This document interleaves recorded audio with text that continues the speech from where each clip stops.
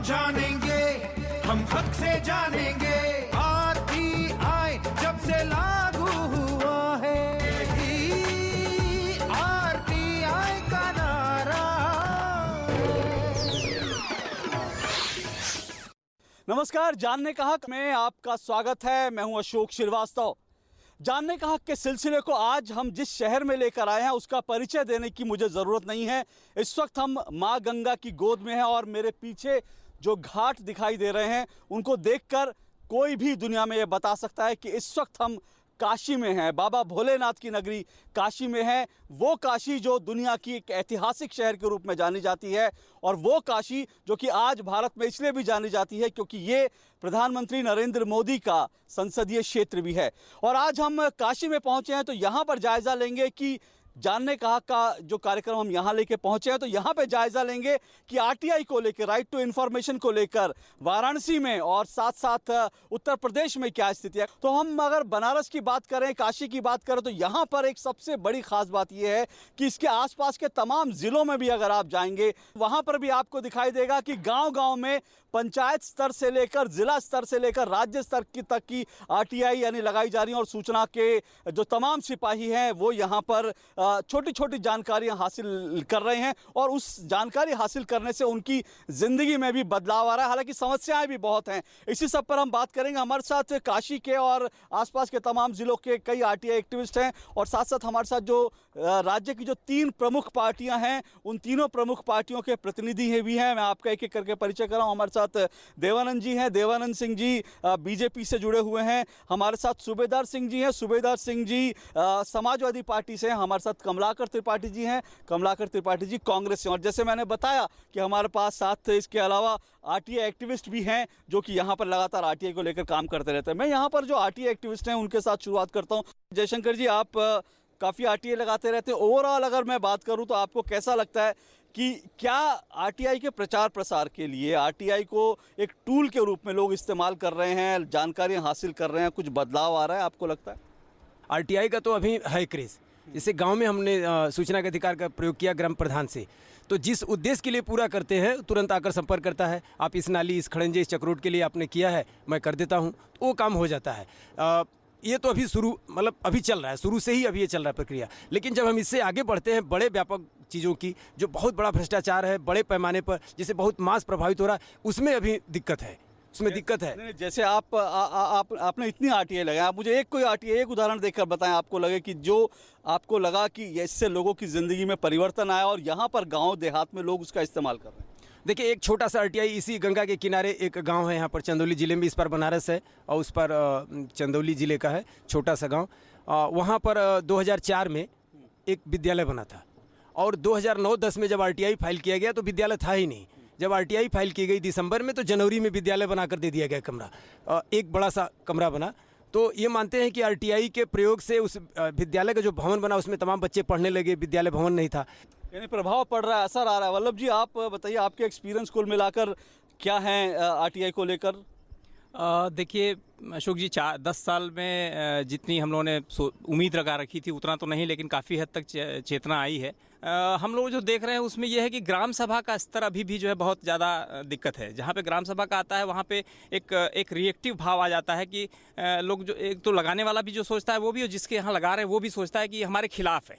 लगाने वाले हमारे यहाँ लोग आते हैं, हम प्रधान के खिलाफ आरटीआई लगाए हैं। हम लोग बार बार कहते हैं कि आरटीआई किसी खिलाफ है ही नहीं। आरटीआई तो जैसे सूचना मांग रहे हैं, आपके गांव में क्या विकास हो रहा है उसकी सूचना मांग रहे हैं, और प्रधान या जो कोटेदार है या सेक्रेटरी वो भी उसको इसी तरीके से लेता है कि वो हमारे खिलाफ एप्लीकेशन है। तो इसका मतलब ये है कि प्रचार प्रसार की एक तरह से कमी है, क्योंकि लोगों को ये समझना पड़ेगा कि आरटीआई एक ऐसा टूल है कि जो आपकी जो रोज़मर्रा की चीज़ें हैं वहाँ पर जहाँ आपके काम रुके हैं उसमें आपको इस्तेमाल करना, वहाँ आपको सशक्त बना रहा है। तो यानी उस तरह से प्रचार प्रसार की कमी देखते हैं आप? बिल्कुल बिल्कुल देखते हैं कि उस तरीके का प्रचार प्रसार नहीं है। लोगों ने इसको एक टूल के रूप में इस्तेमाल किया, ज़्यादातर लोगों ने। वैसे बहुत सारे ऐसे केसेस आते हैं जहाँ पे लोगों का कोई अध्यापक रिटायर हो गया, उसको पेंशन नहीं मिल रहा, फंड नहीं मिल रहा है, या कहीं किसी अनावश्यक कारणों से कहीं फाइल रुकी हुई है, तो वहाँ पे व्यक्तिगत रूप में भी बहुत इफेक्टिव रहा है। लेकिन जो मैक्सिमम जो यूज़ हम लोगों के खासकर कैंप में जो लोग आते हैं उसमें हम देखते हैं कि वो रिएक्टिव ज़्यादा होता है। किसी को शिक्षा मित्र में नौकरी मिल गई, अब हम किसी को नहीं मिली तो उसको क्यों मिली, इस पर ज़्यादा जाएंगे, निगेटिव एस्पेक्ट पे ज़्यादा जाएंगे।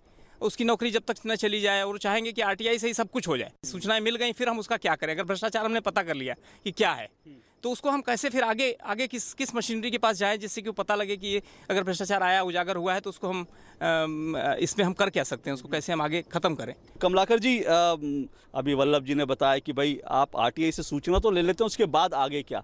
तो आपको क्या लगता है, कुल मिला के आप वाराणसी के बाशिंदे हैं, यहाँ पर आपको लगता है काम हुआ है? आरटीआई की जब आप बात करते हैं तो उसके साथ साथ उसकी जो सब्सिडरी जो हम लोगों ने लाई कई सारी एक्ट, जिसमें एक विसल ब्लोअर प्रोटेक्शन एक्ट भी है, एक आपका लोकपाल को भी आप इग्नोर नहीं कर सकते, सेंट्रल विजिलेंस कमीशन को भी नहीं आप इग्नोर कर सकते। ये सारे इंटरलिंक्ड चीज़ें हैं, क्योंकि आरटीआई एक बहुत बड़ा जो चीज़ सामने आ रही है कि आदमी आरटीआई फाइल करता है, जैसा अभी एक मेरे भाई बोल रहे थे कि ग्राम प्रधान आकर के उन्होंने वो चीज़ बना दी या ये हो गया।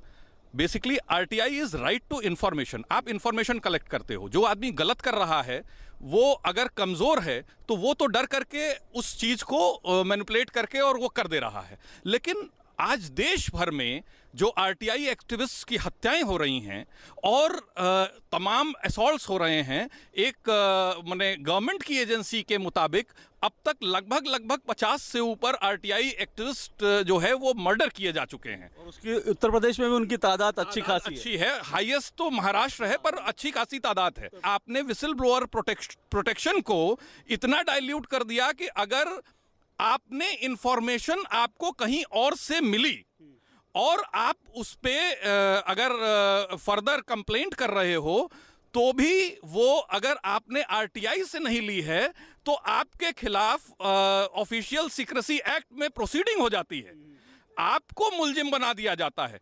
एक तरफ वैसे भी जो भी आरटीआई का जो वो करते हैं, इन्वेस्टिगेशन करते हैं, वो जो जिस रैंक के लोग हैं, एक मांग हम लोग बहुत दिनों से उठा रहे हैं कि इसमें एटलीस्ट डिप्टी एसपी रैंक के आदमी को इन्वेस्टिगेट करना चाहिए और एक टाइम बाउंड इन्वेस्टिगेशन होना चाहिए। एटलीस्ट 3 महीने के अंदर वो कंप्लीट हो जाना चाहिए और जो ट्रायल प्रोसीडिंग है जुडिशरी की, वो 6 महीने के अंदर कंप्लीट हो जानी चाहिए। सूबेदार सिंह जी, ये जो अब तक आरटीआई एक्टिविस्टों ने अपनी बात रखी, आपको क्या लगता है यहाँ पर आरटीआई को लेकर प्रचार प्रसार पूरे देश में नहीं हुआ, पर उत्तर प्रदेश में भी बहुत खराब स्थिति है प्रचार प्रसार की अगर बात करें? मैं एक उदाहरण देना चाहूँगा कि कनहर परियोजना सोनभद्र में है, जो कई प्रांतों के यहाँ पर सिंचाई की साधन का इंतजाम कराएगी। 20-25 साल से उस परियोजना पे लागत बढ़ती जा रही थी, काम नहीं हो रहा था। कुछ लोग उसको वहाँ आदिवासियों का सहारा लेकर उस परियोजना को रोकने में लगे हुए थे।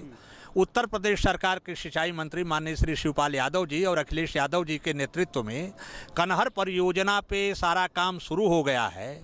और बड़ी दिक्कत की बात है कि जो लोग आरटीआई एक्टिविस्ट हैं वही लोग तमाम इस तरह के उनके ही सहयोगी कुछ लोग इस तरह का आंदोलन चलाते हैं कि विकास के कार्य बाधित हों, सिंचाई का काम न हो। तो वहाँ पे लेकिन शिवपाल यादव जी ने और तमाम लोगों ने प्रयास करके और उन आदिवासियों के लिए पक्का मकान का इंतजाम किया। कितना सहमत है यहाँ पर, और आरटी एक्टिविस्ट है यहाँ पर, मैं सबके आप जी जी जी मैं इस सोनभद्र वाले मसले पर कहूँगा क्योंकि इससे मैं बड़ा ज़मीनी जुड़ा हुआ हूँ। 2012 में एक इनलीगल माइंस के विस्फोट में 12 से अधिक मजदूर, 25 मरे, 12 सरकार ने दिखाया। उत्तर प्रदेश सरकार कह दी कि हमारे यहाँ कोई मजदूर मरा ही नहीं, कोई मजदूर था ही नहीं, कोई घायल नहीं हुआ, कोई इंजर्ड नहीं हुआ।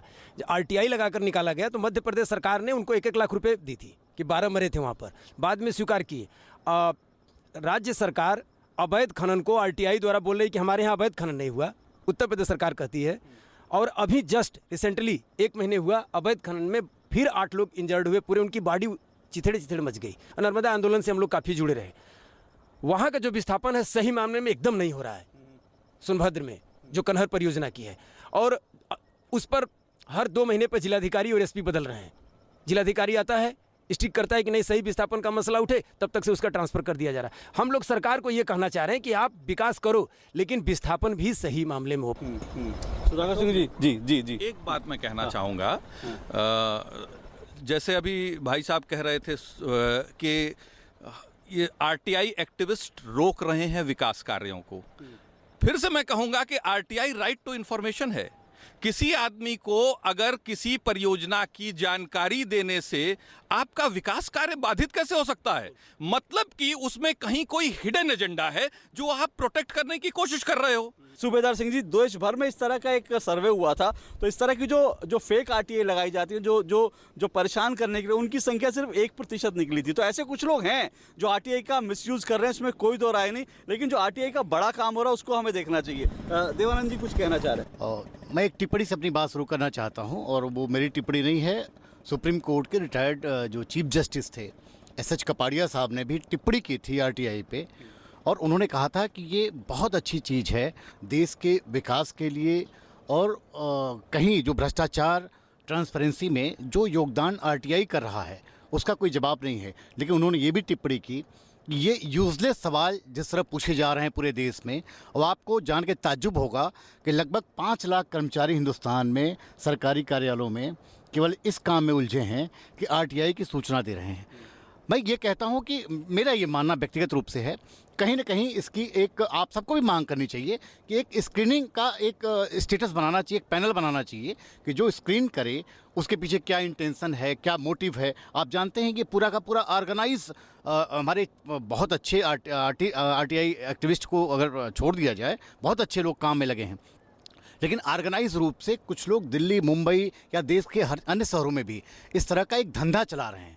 सवाल तमाम एनजीओ की आड़ में, इस देश में एनजीओ का योगदान, बहुत अच्छे अच्छे एनजीओज़ हैं जिन्होंने योगदान किया, लेकिन चंद एनजीओज़ ऐसे भी हैं कि जो आज ऑर्गेनाइज तरीके से इस हिंदुस्तान में डेवलपमेंट को रोकना। आज बनारस में हम सब बैठे हैं, आप देख रहे हैं ये बनारस प्राचीनतम नगरी है दुनिया की, और आपको ताज्जुब होगा कि 3-3, 4-4 साल पुराने मकान और ये यहाँ पे किले, पहली हेरिटेज प्रॉपर्टी है यहाँ पे, एक जो दशाश्वमेध घाट के बगल में है, और चंद लोगों के कारण आज वो बंद पड़ी है, इसलिए कि उन्होंने अपील कर दिया है कि वो इलीगल तरीके से बना है, उसमें नया कंस्ट्रक्शन हुआ है। पर देवानंद जी, आप जो सवाल उठा रहे हैं ना, उसमें एक दिक्कत यहाँ पर ये पूरे देश में जो आ रही है, आप जो कह रहे हैं वो ज़्यादा से ज़्यादा आरटीआई जो इस तरह की लग रही है, आप कह रहे हैं कि स्क्रीनिंग करेंगे, 5 लाख लोग लगे हुए हैं, ये सारी समस्याओं का हल सिर्फ एक ही झटके में हो सकता है कि सेक्शन 4 को अगर लागू कर दिया जाए। पर वो सेक्शन 4 जो है वो लागू नहीं होता, प्रशासन अपना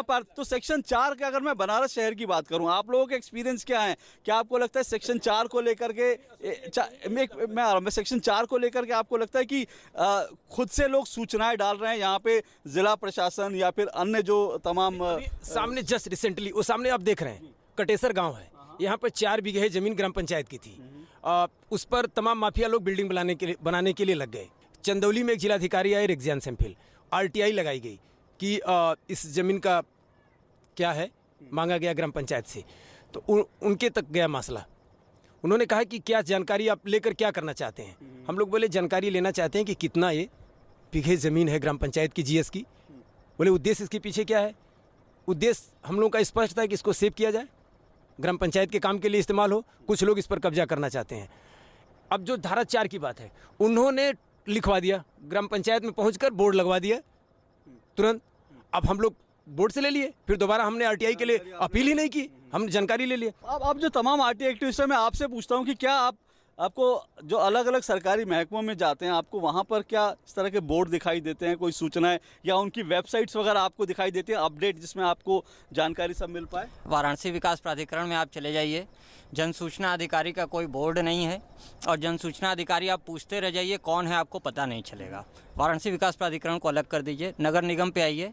नगर निगम इस समय स्मार्ट सिटी के एक बड़े कंपटीशन में लगा हुआ है, और एक बड़ी संस्था जो जापान के सहयोग से यहाँ पर A to Z संस्था नाम की आई, और जो सफाई कार्यक्रम में लगी थी, हम लोगों ने उस विषय पर आरटीआई लगाया, और उसके बाद सूचना नहीं मिली 30 दिन में, फिर प्रथम अपील किया, सूचना नहीं मिली। उसके बाद जब हम लोग वहाँ धरने प्रदर्शन के माध्यम से एक जो 2J का इम्प्लीमेंटेशन है उसको करने के लिए वहाँ जब पहुँचे कि हमको सूचना ये दीजिए, तो उन्होंने कहा कि वेबसाइट पर अपलोड है, और वेबसाइट पर आज भी आप चले जाइए, A to Z के संबंध में कोई सूचना वहाँ पर अपलोड नहीं है। देवानंद जी, क्योंकि नगर निगम बीजेपी का यहाँ पर काफ़ी समय से हुआ है, अगर नगर निगम में छोटी छोटी चीज़ों की जानकारियाँ लोगों को नहीं मिलेंगी तो आरटीआई ज़्यादा लगेंगी, ज़्यादा आपको वहाँ पर महकमा लगाना ही पड़ेगा फिर उसकी सूचनाएं देने में। क्यों नहीं स्वतः नगर निगम इस तरह की पहल करती है कि तमाम जो जानकारी हैं खुद से डालें? नहीं, देखिए, अभी आपने ये प्रश्न किया है, और जहाँ तक मुझे जानकारी है कि ये सारी वहाँ जो भी डेवलपमेंट नगर निगम कर रहा है बनारस में, वो सारी जानकारियाँ सार्वजनिक है और कई हमारे परिचित लोगों ने सार्वजनिक रूप से जानकारी इकट्ठा की है। वहाँ से उन्होंने बताया है कि मैं गया हूँ और वहाँ से सारी जानकारियाँ मिली हैं मुझे। क्योंकि आप यहाँ के प्रमुख भाजपा से जुड़े हुए नेता हैं, तो आप क्यों नहीं इस तरह से इनकी पहल पर जो ये चाह रहे हैं उनको सूचना उपलब्ध करा, उसके लिए पॉलिटिकल पार्टियों को और पॉलिटिकल जो नेता हैं, जो कार्यकर्ता, उनको एक्टिव होना। नहीं, जहाँ तक मैंने पहले भी कहा कि मुझे जानकारी है कि यहाँ सूचना कई लोगों को मिली है और उन्होंने खुद बताया है। और जहाँ तक व्यक्तिगत इनकी बात है तो ठीक है, ये विषय हो सकता है कि इनको क्यों नहीं मिली, ये जांच का विषय हो सकता है। लेकिन मुझे लगता है कि यहाँ के जो विभाग हैं वो कहीं हर अपवाद हो सकता है, लेकिन मैं देखता हूं कि हर जगह सूचनाएं दी जा रही हैं, क्योंकि इसके प्रावधान इतने सख्त हैं कि न देने पे कार्रवाइयां भी बहुत हुई हैं। कि जब आप लोग कोई आरटीआई लगाते हैं, आपको जवाब नहीं मिलता, फिर आपको अपील करनी पड़ती है, तो आपको लगता है लखनऊ तक आपको पहुंचना पड़ता है, तो वहां से आपको रिस्पांस मिलता है क्या? देखिए, एक तो रिस्पांस मिलने में बहुत देरी है, क्योंकि जिसका भी मंतव्य अगर तुरंत सूचना पा करके कुछ हासिल करने का और सकारात्मक काम करने का है, वो 6 महीने साल भर का इंतजार जो करता है वो बहुत दुखद है। और आयोग के स्तर पे खुद जो आयोग जिम्मेदारी लिया है कि हम आपको सूचना यथाशीघ्र दिलवाएंगे, वहाँ खुद कोई सिस्टम नहीं है। ये बहुत दुर्भाग्यपूर्ण है और ये गड़बड़ बात है कि सूचना का अधिकार इतना मजबूत कानून लागू हुआ है जो लोक का तंत्र पे दबाव बनाने के लिए हुआ है, जबकि आज हम लोक पर तंत्र का दबाव महसूस करते हैं, जो लोकतंत्र के लिए बहुत ही खतरनाक बात है। बनारस के जितने भी सरकारी कार्यालय हैं और बड़े संस्थान हैं, वो पूरी तरह से बोगस हैं, बेईमानी पर उतारू हैं। कोई भी सेक्शन 4(1)B का अनुपालन नहीं करता है। आप लोगों ने कहीं कंप्लेंट नहीं की, इसके खिलाफ आवाज़ नहीं उठाई? एक बड़ा कंप्लेंट किया है और हर साल हम लोग उसके लिए एक जागरूकता अभियान चलाते हैं। बाकायदा 25-50 साथी प्रत्येक कार्यालयों में जा करके उनका एक सोशल ऑडिटिंग करते हैं, उनको चेक करते हैं कहाँ पट्टिका नहीं लिखी गई है। उसी पहल का एक बड़ा असर ये है, एक बड़ा डर, एक बड़ा भय हो गया है कि कोई आरटीआई में मांग लेगा तो हम क्या जवाब देंगे। तो हमको लगता है ये पहली सीढ़ी सफलता की होती है कि कोई आरटीआई में कोई चीज़ मांग लेगा तो हम क्या जवाब देंगे। ये जो भय प्रशासन पे बनना शुरू हुआ है, इन्होंने बात की, क्या ऐसा आप लोगों को लगता है कि वास्तव में थोड़ा सा डर बैठा है? आप लोगों को किसी का इस तरह का अनुभव है कि लग रहा है कि प्रशासन में यहाँ पर जो लोग जिम्मेदार पद पर बैठे हैं, उनमें थोड़ा सा भी डर है कि भाई सूचना मांग लेंगे तो क्या जवाब दिए? देखिए, हम अपनी बात शुरू करेंगे कि जो आपने बताया पहले कि सूचना के अधिकार के प्रचार प्रसार से उत्तर प्रदेश सरकार सर्वाधिक निराशाजनक इसका प्रयास रहा है सूचना के अधिकार को लोगों तक पहुँचाने में। ऐसा आप क्यों कहते हैं? मेरा अपना निजी अनुभव, अभी पिछले दिनों उत्तर प्रदेश के मुख्यमंत्री ने एक सड़क परियोजना का उद्घाटन किया बनारस से शक्तिनगर मार्ग का, तो उस पर वृक्षों का एक काफ़ी घने वृक्ष लगे थे, जंगल थे।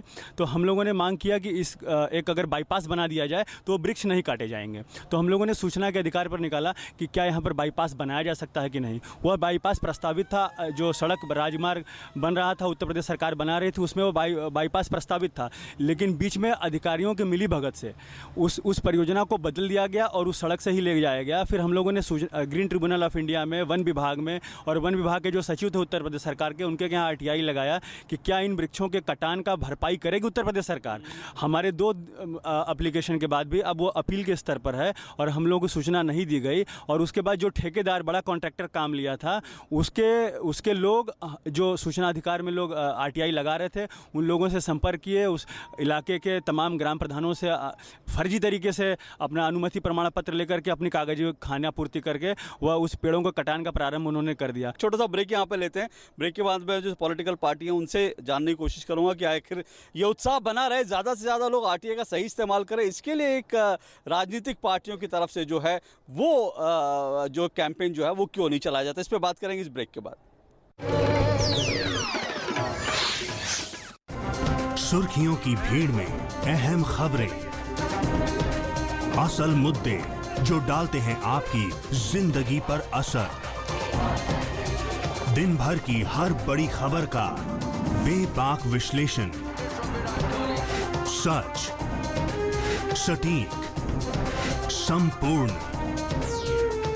न्यूज नाइट, सोमवार से शुक्रवार रात 8 से 10 बजे सिर्फ डीडी न्यूज पर। जानने का आपके शहर में एक बार फिर आपका स्वागत है। आज हम बाबा भोले की नगरी काशी में है। यहाँ पर आरटीआई एक्टिविस्ट और साथ साथ जो राज्य की 3 बड़ी पार्टियां उनके प्रतिनिधि हमारे साथ मौजूद हैं। सूबेदार सिंह जी, आप इस पर क्या कहेंगे? अगर लोगों को ऐसा लगता है कि भाई, और कई बार उत्तर प्रदेश में आरटीआई एक्टिविस्टों पर हमले भी हुए हैं, कानून व्यवस्था को लेकर भी समस्या यहाँ पर आई है। नहीं, ऐसी बात नहीं है। आरटीआई एक्टिविस्ट पे अगर कहीं हमले हुए हैं तो सरकार ने उस पर तत्काल त्वरित कार्रवाई किया है। और रह गई बात है कि अगर कोई अधिकारी अगर सूचना नहीं देता है तो उसके आरटीआई एक्ट के तहत उसके तमाम प्रावधान हैं, और वहाँ पे जाके अगर आप अपील करते हुए जाइए, खुद ही उसके लिए न्यायालय बना उसके लिए दंडित करेगा। आपने प्रयास नहीं किया, केवल अपने को मेहनत न करना पड़ा और सरकार के मत्थे पर अगर आप ठीकरा फोड़ना चाहते हैं ये दिखाने के लिए मैं आरटीआई एक्टिविस्ट हूं, तो मैं मानता हूं ऐसे लोग सच्चे आरटीआई एक्टिविस्ट नहीं हैं। जो आयोग है वहां पे अगर आयोग कार्रवाई नहीं करता है तो उसके लिए तमाम न्यायिक प्रक्रिया है लखनऊ के अंतर्गत, उसके लिए कार्य करें और उसके बाद वहां से कोई निर्णय हो जाता है और उसके बाद सरकार कोई नहीं कार्रवाई करती है, तब सरकार को आप कटघरे में खड़ा करिए। ये इनका पॉइंट थी कि अगर आयुक्तों की नियुक्ति हो गई तो उसके बाद जिम्मेदारी जाहिर तौर से। बोलना चाहूँगा, मैं एक बात बता दूं, हमारे उत्तर प्रदेश राज्य सूचना आयोग सबसे भ्रष्ट और निकम्मी आयोग है। वहाँ पे कोई भी एक केस अपील करिए तो कम से कम साल से 1.5 साल में बुलाते हैं। वहाँ पे मैंने अपना केस और कुछ लोगों के साथ, जैसे डॉक्टर अवधेय दीक्षित जी का भी एक केस था, उसमें भी मैं चला गया था। कम से कम मैं 20 से 22 बार गया हूँ। वहाँ होता ये है कि केस के लिए पहले तो जो आरटीआई है, क्यों आपने मांगा, आदमी जवाब दे दिया, जो एक्टिविस्ट बता दिए। सबसे दिक्कत ये होती है कि पहले तो डांटते हैं वहाँ के लोगों को और डिसीजन बोलते हैं कि आपके पक्ष में यह फैसला दिया जाता है, उसका स्टोनो क्या नोट करता है यह तो भगवान ही जाने, और जो डिसीजन होता है वो एक्टिविस्ट के फेवर में नहीं होता है।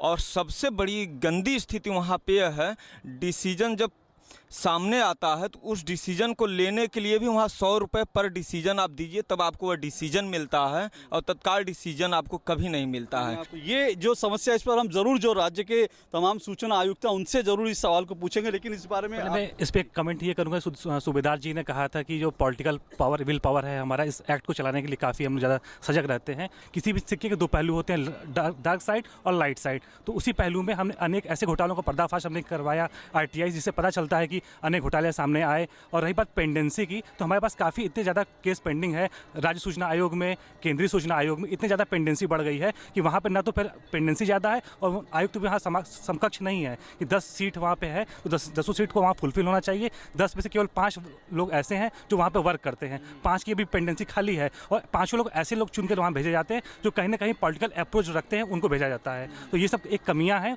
उसको काफ़ी दूर करने की हमें प्रयास करना चाहिए। ये सब कमियाँ हैं। जी जी अशोक जी, आयोग के बारे में मेरा भी अनुभव को बहुत अच्छा नहीं है। लगभग 2 दर्जन मामलों में हम आयोग में गए हुए हैं, और 1 साल 1.5 साल, जैसा कि विनय जी बता रहे थे कि 1 से 1.5 साल बाद डेट मिलती है। और डेट मिलने के बाद जब आप वहाँ पहुँचते हैं और वहाँ पे जो पार्टी है वो सरकारी जनसूचना अधिकारी नहीं आया हुआ है, 2-2, 3-3 तारीखों में वो नहीं आ रहा है, उनको डेट मिलती जा रही है। और अगर एक बार में हम अगर न जा पाएँ तो उस दिन बस बुलाया गया, और अगर हम नहीं एब्सेंट हैं तो हमको तुरंत खारिज कर दिया जाता है। और फिर री अपील, पहले तो री अपील हो भी जाती थी, अब तो री अपील भी नहीं होती। हम लोगों का मानना है कि आयोग को स्वतंत्र बॉडी होना चाहिए। आयोग किसी भी सरकार, चाहे जो भी सरकार हो, इसके पहले बसपा की सरकार थी, आज सपा की सरकार है, किसी भी, हम तो 10 साल से देख रहे हैं आयोग, उत्तर प्रदेश में आयोग जो है हमेशा उसका एक स्वतंत्र काम करने का तरीका नहीं रहा है और बहुत ही असंतोषजनक रहा है। ये बात सही है कि अगर पॉलिटिकल पार्टियां दिखाएंगी तो शायद जो आयोग हैं उनकी भी भूमिका बदल सकती है। देखिए, आरटीआई एक्ट को 10 साल बाद जिस तरीके से मैच्योर होना चाहिए था, उसकी जगह उसको डाइल्यूट कर दिया गया। और अभी हमारे जो भाई देवानंद जी कह रहे थे कि 5 लाख कर्मचारी, 125 करोड़ के देश में अगर इंफॉर्मेशन के लिए 5 लाख क्या 15 लाख कर्मचारी भी हों तो वो कम हैं, क्योंकि अभी ये बहुत प्री मैच्योर स्टेज है। और सबसे इंपॉर्टेंट चीज जो मैं कहना चाह रहा हूं, स्क्रीनिंग। क्यों स्क्रीनिंग आप करेंगे? Why do you need an intention when you have specified कि अगर डिफेंस से रिलेटेड या नेशनल सिक्योरिटी से रिलेटेड या कोई ऐसा ऑफिशियल सिक्योरिटी एक्ट आपने दिया ही हुआ है, तो अगर वो इंफॉर्मेशन तो आप वैसे भी कंसील कर ले रहे हो, तो उसके अलावा इंफॉर्मेशन अगर किसी को देनी है तो उसमें इंटेंशन क्या? अगर किसी आदमी के पास इंफॉर्मेशन होती है जनरल कोई, तो उसमें वो क्या कर सकता है? क्यों आप उसका इंटेंशन जानना चाहते हैं? जब आप किसी आरटीआई एक्टिविस्ट को उसके बेसिक राइट्स से ही मरहूम करने की कोशिश करते हो और उसे हरास करते हो, तो कहाँ ले जाओगे आप इस प्रदेश को? और सुबेदार जी आपसे, लेकिन उससे पहले कुछ जयशंकर जी कहना चाह रहे हैं। जयशंकर अशोक जी, मैं दो बात कहूँगा। हम लोग सिर्फ आरटीआई की बात जो कर रहे हैं, आयोग की, वल्लभ भाई थे पिछले सरकार में। अभी मैं भाई सुबेदार जी को बता दूं कि हम लोग सरकारों के विरोधी नहीं हैं। जनहित के काम नहीं हो रहे हैं, चाहे जिसकी सरकार हो, उस पर हम लोग विरोध करते हैं। एक चीज़। दूसरी चीज़, हम लोग सूचना मांगते हैं। किसी को सूचना पर दबाव डालकर किसी को नीचा दिखाना, किसी को हरास करना, ये उद्देश्य नहीं है। सुबेदार जी, आप इनको क्या सुझाव देंगे? अगर जैसे इन्होंने अपनी शिकायतें बताई कि ऑर्डर बदल जाते, तो इनको आप क्या सुझाव देंगे? क्या इनको राज्य सरकार के पास आप जिम्मेदारी लेंगे कि राज्य सरकार तक इनकी बात पहुंचाएं? देखिए, एक बात है, ये आपके माध्यम से ये सूचना राज्य सरकार के पास पहुंच रही है, लेकिन चूंकि आयोग एक जुडिशियरी बॉडी है, उसमें राज्य सरकार कोई हस्तक्षेप नहीं कर सकती है अनलेस अनटिल कि केंद्र सरकार इस पर नए सिरे से ये जो गड़बड़ी है, जो इन लोगों के सुझाव हैं, उस पर कोई कानून न बना दे। कानून बनाने की हैसियत इस समय देश में एनडीए की है। अगर आरटीआई एक्ट के अंतर्गत, जिसमें आम जनता से जुड़े हुए सवालों का तत्काल निदान हो सके, अगर कोई केंद्र सरकार प्रस्ताव लेके आती है, तो निश्चित रूप से समाजवादी पार्टी उसका निश्चित रूप से समर्थन करेगी। देवानंद जी, कुल मिलाकर पॉलिटिकल पार्टियों की जिम्मेदारी तो है कि आरटीआई को लेकर के ज़्यादा से ज़्यादा लोग देश में काम हो, ज़्यादा से ज़्यादा लोगों को इसकी जानकारी पहुँचे, और अब केंद्र में आपकी सरकार है, तो जाहिर तौर पर जिम्मेदारी भी बीजेपी की ज़्यादा आ जाती है। आरटीआई को लेके हमारी सरकार जागरूक है, और जो भी सुझाव, मैं कहता हूं, जो भी सुझाव हमारे आरटीआई एक्टिविस्ट के हैं, जो भी मिलेंगे, उस पर पुनर्विचार किए जाएंगे। एनजीओस को, अभी वल्लभ जी बात कह रहे थे, विदेशों से फंडिंग हो रही है, आखिर क्यों हो रही है, इसकी जांच भी होनी चाहिए। क्या ये साजिश नहीं हो सकती कि भारत बहुत तेजी से विकास कर रहा है, डेवलपिंग कंट्रीज की श्रेणी में है, उसको रोकने की साजिश हो रही है? तो ऐसा तो ये भी जांच होनी चाहिए। मैं जी कहना चाहूंगा, जो इन्होंने क्योंकि अच्छी बात कही कि जो विदेशों से एनजीओज की फंडिंग हो रही है, और कुछ एनजीओज डेलिबरेटली नेशन को डिस्टेबल करने का काम आज नहीं, जमाने से कर रही हैं। एनजीओज को भी इस परव्यू में आना चाहिए। मैं तो कहता हूं पॉलिटिकल पार्टीज को भी आप ले आइए, पॉलिटिकल पार्टीज को ले आइए, एनजीओज को ले आइए। इस तरह की जितने सिस्टम हैं जिनका भी अवैध फंडिंग हो रही है, और या इंटेंशनली वो किसी को रोकने का काम कर रहे हैं, कहीं बाधा पहुंचा रहे हैं, उनके खिलाफ उस तरह से कार्रवाई करिए। लेकिन इस एक्ट को टूथलेस टाइगर मत बनाइए। एनजीओज की बात चली तो लोग एनजीओज को भी आरटीआई के दायरे में लाने के लिए, धार्मिक संस्थाओं को, कॉर्पोरेट जो संस्थाएं हैं, उनको आरटीआई के दायरे में लाने के लिए काम कर रहे हैं। लेकिन जो कमलाकर जी ने, जो देवानंद जी ने बात की, उसके बारे में मुझे नहीं मालूम कि यहाँ पे कितना लोग इस्तेमाल कर रहे हैं। लेकिन प्राइवेट स्कूल, प्राइवेट हॉस्पिटल जो सरकार से फंडिंग लेते हैं, उसको लेकर देश के कई हिस्सों में काम हो रहा है, और इनको जो है जानकारी देनी पड़ती है कि आपके एक ऐसा हॉस्पिटल जो कि सरकार से कम से कम पैसों में ज़मीन लेकर बना है, उसको ये हिसाब किताब बताना पड़ता है कि उसने कितने गरीब पेशेंट्स की मदद की। एक स्कूल जो कि सरकार से फंड लेकर बना है, या सरकार से कोई ना कोई सुविधा लेकर बना, उसको ये बताना पड़ता है कि उसने कितने गरीब बच्चों को पढ़ाया। ये आरटीआई एक्टिविस्टों को इसमें ज़्यादा से ज़्यादा एक्टिव होना पड़ेगा। वल्लभ जी, अब 10 साल के बाद आगे इस मैच्योरिटी की बात जो है, कहाँ पर आप ले जाना चाहते हैं? अशोक जी, दो स्तर पे बात करना चाहूँगा। एक तो ये कि संसाधन की दिक्कत है।